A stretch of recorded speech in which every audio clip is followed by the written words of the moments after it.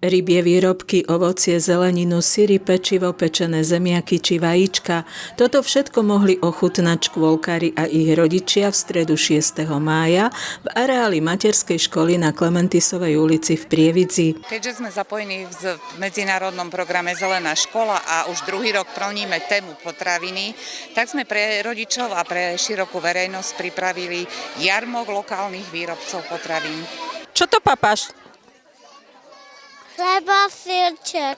Aký je ten syr? Dobre. My sa väčšinou tu hráme, alebo jeme. A čo teraz jete? Jablko, alebo hrušku, alebo chlebiky. Mne chutí najviac tento syr, a neviem, kto to robil. A vieš, z čoho sa to robí? Z mlieka. Okrem regionálnych pestovateľov, chovateľov a výrobcov potravín prišli na tržnicu so zdravým produktom, ale z málo používanej strukoviny prievidskí bôbari. No čo sme si asi tak my ako bôbari mohli pripraviť? No samozrejme bôbovú nátierku. Veľmi dobrú, výbornú, treba okoštovať, pretože bôb vlastne je prvá plodina, ktorá sa začala pestovať pred 8000 rokmi.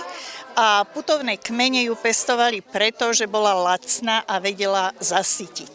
Chceme primieť k tomu rodičov, aby nakupovali od lokálnych výrobcov, aby podporili výrobcov na Slovensku nielen, ale aj tu v našom regióne, aby jednoducho mali kvalitné potraviny. Určite prihliadame na to, aby to boli značky od lokálnych distribútorov a snažíme sa podporovať hlavne malý obchod. Drobných podnikateľov a určite nie veľké markety. Z lokálnych potravín sa snažia variť jedla aj v samotnej materskej škole. Podľa slov riaditeľky je lokálnych výrobcov v regióne veľa a ponuka je pestrá. Jednali sme so zriaďovateľom, aj našim cieľom vlastne v priebehu 2 rokov bolo zvýšiť dodávateľa lokálneho výrobcu potravín, čo sa nám podarilo o 10%. Čiže sme na dobrej ceste, trošku nám robí problémy verejné obstarávanie, ale mesto je naklonené tejto problematike, takže zatiaľ sme úspešní. My sme veľmi radi, že aj táto materská škôlka uprednostňuje lokálnych výrobcov a cítime takú spoločenskú zodpovednosť, aby sme práve ich zapojili do toho kolobehu dodávania tovarov.